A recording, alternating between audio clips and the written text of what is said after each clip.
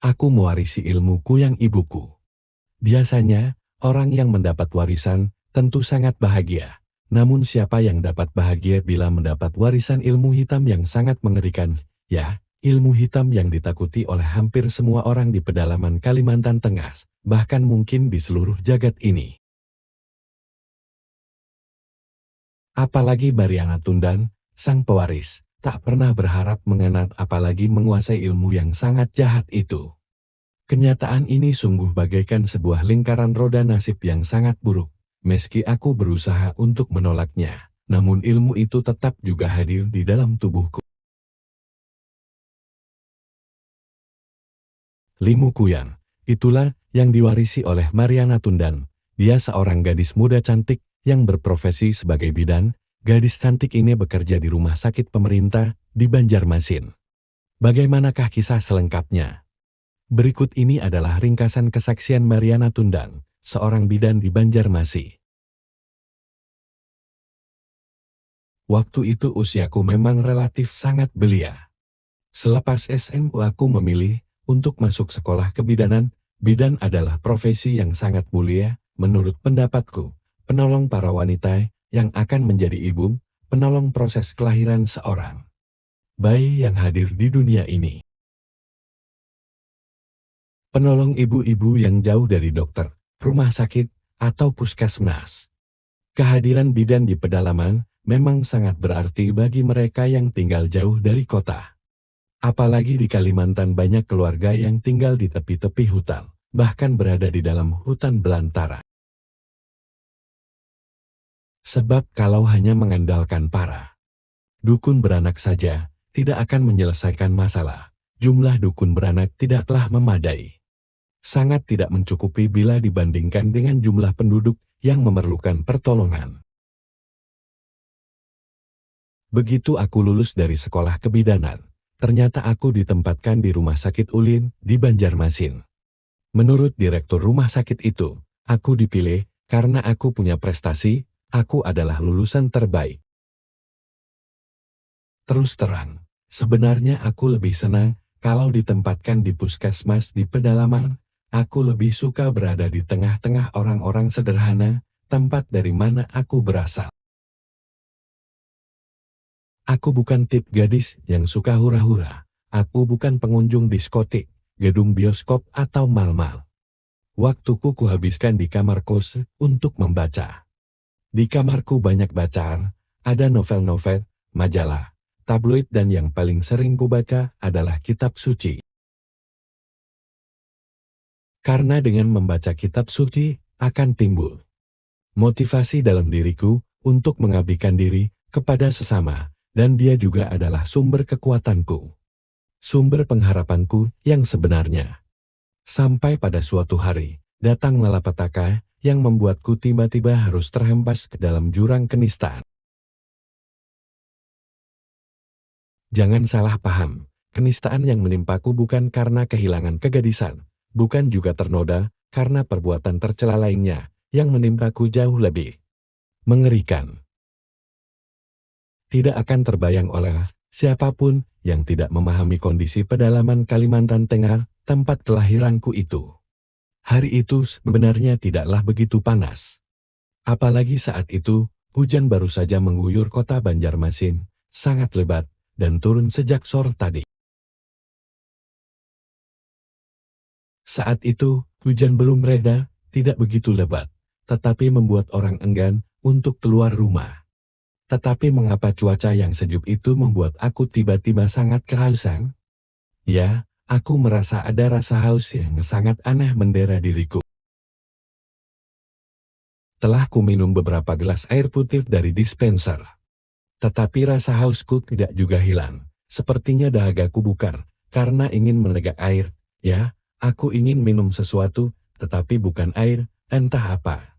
Aku coba mengendalikan diri.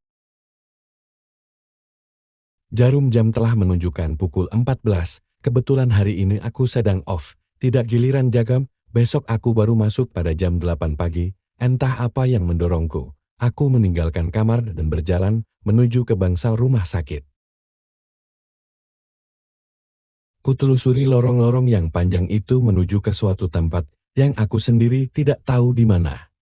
Aku berjalan tak ubahnya seperti robot, sebab memang kekuatan laten itu yang mendorongku terus melangkah. Sapaan beberapa orang teman yang berpapasan denganku tidak kujawab. Mereka heran sebab aku dikenal sebagai gadis yang ramah, mudah bergaul, dan tentu saja banyak teman. Aneh, tiba-tiba saja aku berhenti di depan sebuah kamar yang khusus disediakan untuk mereka yang melahirkan. Aku mencium bau yang sangat harum. Bau khas yang belum pernah kurasakan. Bersamaan dengan itu, rasa hausku semakin menjadi-jadi. Ingin rasanya aku segera meneguk minuman yang menebarkan bau harum tadi. Kubuka pintu kamar itu. Kulihat ada seorang wanita yang tengah berjuang keras melaksanakan tugasnya sebagai ibu. Dia ditolong oleh seorang dokter dan 2 orang bidan. Entah iblis apa yang merasukiku, kudorong dokter itu ke samping dan kurai kedua kaki wanita itu. Aku mencium bau yang begitu harum dari sela-sela kedua paha wanita itu. Rasa hausku semakin kuat. Aku hendak mereguk cairan merah bercampur lendir atau air ketuban yang mengalir. Dengan sigap kedua bidan yang ada di kanan dan kiri pasin menubrukku. Sekuat tenaga mereka menyeretku keluar, namun kekuatan kedua orang itu tidak mampu menyamai kekuatanku. Mereka kubuat terpental. Lalu, muncul 3 orang perawat laki-laki yang membantu kedua bidan untuk menyeretku. Tetapi tetap saja mereka tidak mampu menandingi kekuatanku. Melihat keadaan itu, salah seorang bidan lalu melepaskanku. Dengan tergesa-gesa dia mencopot kalung yang tergantung di lehernya, kalung perak. Dengan leontin salib itu dikalungkannya ke leherku. Begitu kalung itu tergantung di leherku, aku langsung pingsan. Ketika aku sadar, aku telah berada di tempat tidurku. Beberapa orang kerabat ada di sekelilingku, tidak ketinggalan uakku yang tinggal di Jalan Veteran, di belakang rumah sakit Ulin. Untung kau segera mengalungkan kalung itu di lehernya, kata uakku kepada bidan yang pada saat kejadian mengalungkan kalung tersebut. Entah dari mana, aku bisa ingat untuk memakaikan kalungku, jawab Rosma, sepupuku yang juga seorang bidan di rumah sakit yang sama. Untung pula tanda di lehernya belum muncul. Rata Gondal, pamanku. Mengapa kalian semua ada di sini? Tanyaku heran. Kau sedang sakit, jawab Rosma. Sakit? Sakit apa? Rasanya aku sehat-sehat saja. Jawabku setengah tidak percaya. Oa kemudian menceritakan kepadaku bahwa aku mewarisi ilmu almarhumah ibuku, Kuyang. Aku bergidik mendengarnya. Sulit dibayangkan kalau aku bisa menjadi Kuyan, makhluk pemakan darah.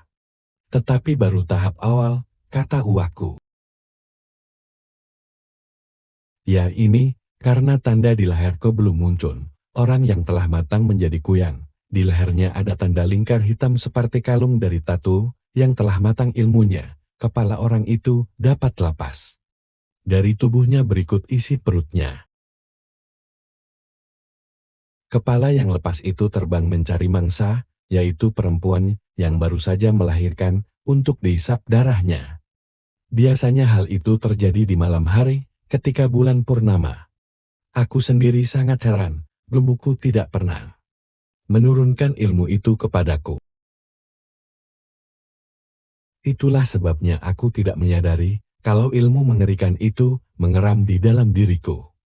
Tahap awal dari ilmu itu adalah perasaan haus yang luar biasa. Sebenarnya rasa haus biasa berbeda dengan rasa haus ingin minum darah.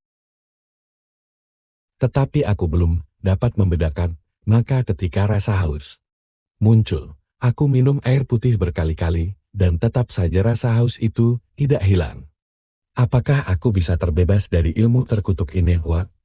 Tanyaku kepada uakku.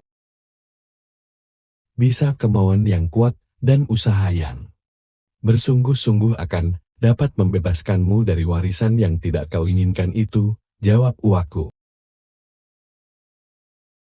Beberapa hari kemudian, uakku memberiku kalung yang bahannya dari besi putih. Demikian juga liontin yang berbentuk salib terbuat dari besi putih. Jangan kau lepaskan kalung ini dalam keadaan bagaimanapun juga. Selain itu, rajin-rajinlah berdoa. Jangan lupa memohon kepada Tuhan agar kau dilepaskan dari ikatan jahat itu. Nasihat uak. Setelah peristiwa itu, aku terpaksa berhenti bekerja dari RSULIN.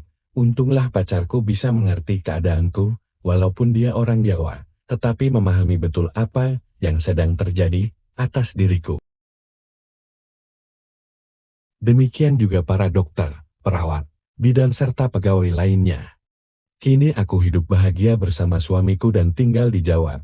Kenangan buruk itu telah sirna, dan ilmu warisan itu tidak menguasaiku lagi.